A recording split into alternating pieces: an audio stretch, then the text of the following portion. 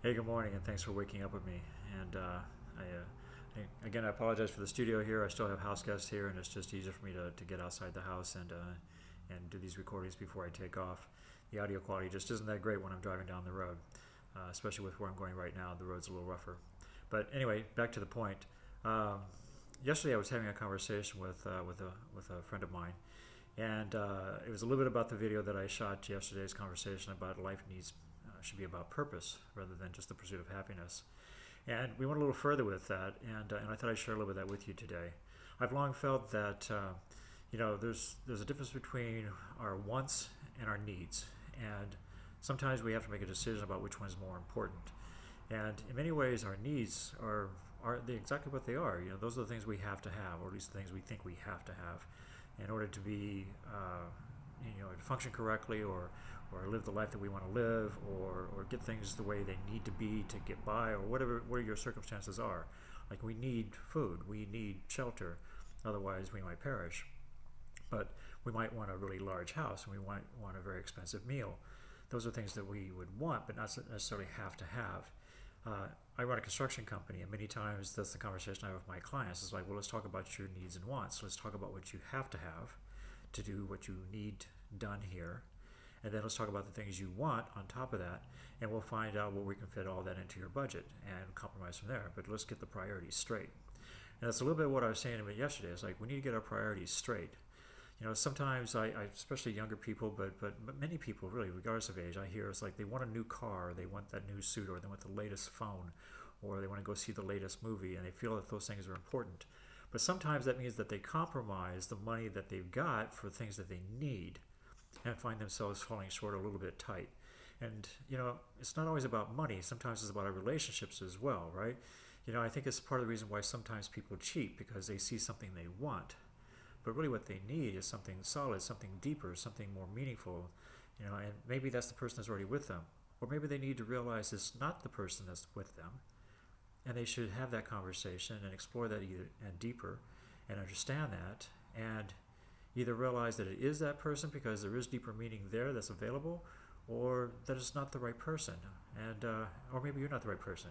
It doesn't mean that they're not a good person. Maybe they're a wonderful person inside and out, but not the right person for you.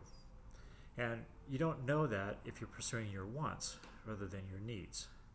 So we all want money, we all want success, we all want, a great family, I'm sure, and I shouldn't generalize and say that we all want those things, but I think it's a priority for many people, so maybe I should say most.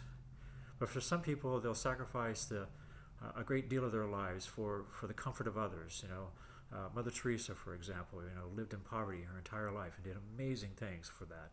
And there are other people. My ex-mother-in-law has been an activist since the 60s, and she's an extremely intelligent woman and has a huge heart, and no doubt could have had an amazing career, made tons of money, and supported her children in completely different ways, but instead chose to dedicate her life to service to people around her, people that are less fortunate and that needed her assistance.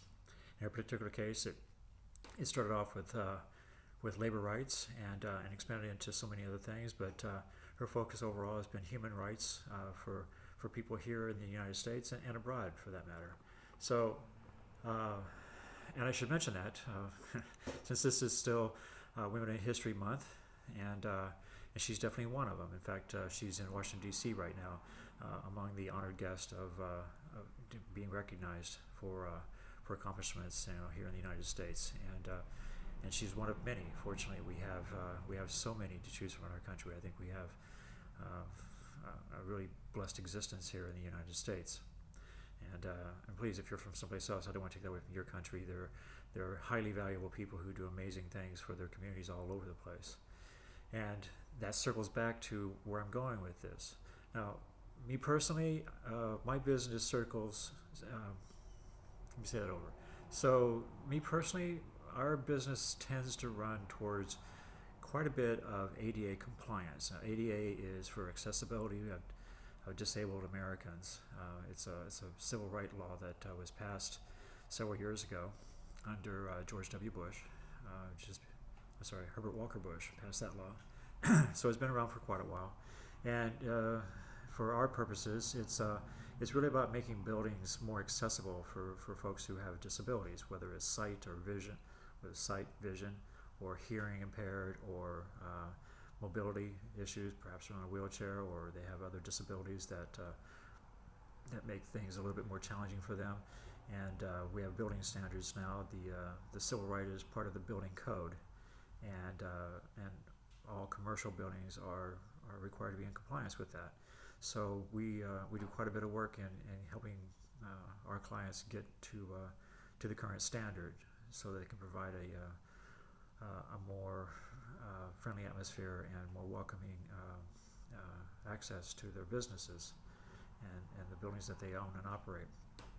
So that's what we do, but that's just, happens to be the niche I fell into. There's other things I've done in my past that I've been very fortunate to be a part of, and I foresee that they'll continue to be that, because that's how I want to roll. That's how I do this. But we all have a position of responsibility, and we contribute back to our community in a variety of ways. I don't care if you're a clerk at Walmart. There are people who shop at Walmart because they feel they need those things, and some things they want, but without clerks and without stockers and without security and all the things that go on in operating a retail store of any kind, or a warehouse, or if you're a truck driver and you're delivering products and goods, you're providing services that benefit the overall community. And that's kind of what it comes back to, right? That's why I say it's more about purpose than it is about happiness. The pursuit of your own personal happiness is just you. That's not a community thing. And the reality is, whether you think you like people or not, you still live in a community. Our lives all touch each other in one fashion or another. The things I do affect people that I'll never meet, that I'll never know. And the same goes for so many people, like the truck drivers I don't meet, who deliver the goods that I purchase every day, whether it's gasoline for my vehicles, or the parts to keep them serviced, or the food that I buy on my table, or the furniture that I sit on. All these things are made by people who made them, and by others who brought them to market, and by those in the marketplace that stocked them and sold them and inventoried them, and did all those things. And all this is part of the system that keeps us all together, that keeps us helping each other. Whether we think about helping each other or not, that's really what most of us do. And if you can find a job that you enjoy doing, that you can be part of that, or if you can realize that the job you're doing may have more purpose than you give it credit for. If it's just a paycheck for you, well, that still serves a purpose, right? So maybe you should be grateful for that paycheck, because I definitely know some people who would love to have a bigger paycheck than what they've got. And if you don't have the paycheck you want, is there other ways to find it? And if you're not finding purpose in that job so that you can enjoy it, then you're maybe on the wrong job. You need to find something that fits your purpose. I can tell you that I enjoy my life so much more by what I do, not because of the money I make or because of the other things, but because of the things I do, the mark I make on our society. And when I reflect back on it, all the jobs that I've done in my entire life have made some sort of contribution. From when I was a busboy or a dishwasher, or a paper boy, or when I got older and I was in the military for a while, and I worked at a warehouse when I got out, and I fabricated components for the costumes for Chuck E. Cheese when I first got out of the military, and so many other things that I've done in my life. My journey to becoming a contractor wasn't straight and focused. It was all over the place as I searched for deeper meaning in my life, and for things I really wanted to do, and for how I was going to get there, and how I was going to find happiness out of that.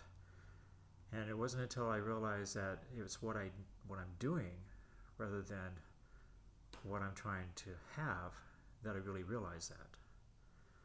So I think you'll find that if you'll give deeper meaning to your purpose, happiness will find you.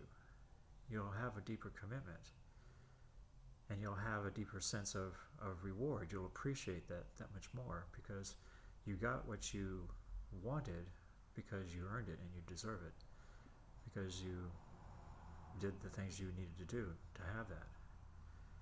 That's my thought for the day. I'm going to keep it a little brief. I got to get on the road, so we're actually under 10 minutes today. Well, we won't be by the time I add this on. So if you like what I'm saying, if you like my thoughts, if you feel like you want to contribute, please, by all means, leave your comments down below and add on into this. Subscribe if you haven't already. I would love to have you just check in with us for the 10 minutes every morning, or any time in your day when you've got a moment, just to hear what I'm saying, and maybe I'll provoke some thought in you. Maybe I'll give you something to think about, because that's now part of my purpose that I'm doing, and I'm hoping you'll join me in that mission, because this is so much better as a community event than it is as me just rambling on here and espousing my thoughts. So I'm hoping you'll chime in. So hit the subscribe button, hit the like button, or the dislike if you disagree with me, and by all means make your comments known. And I'm hoping to hear from you. And I'll see you again tomorrow. Have a good day. Bye.